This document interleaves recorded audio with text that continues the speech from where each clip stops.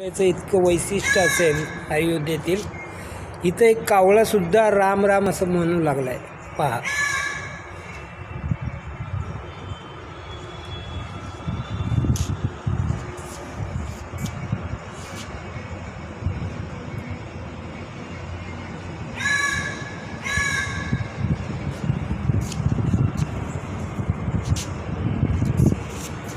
पहा,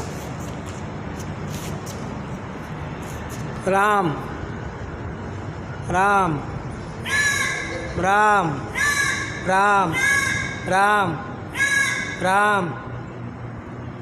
पाहिलं, ह्या सोहळ्याचा आनंद आपल्यालाच नाही तर पशु पक्ष्यांनाही झाला आहे. राम राम असं करून तो ओरडत आहे. राम राम राम.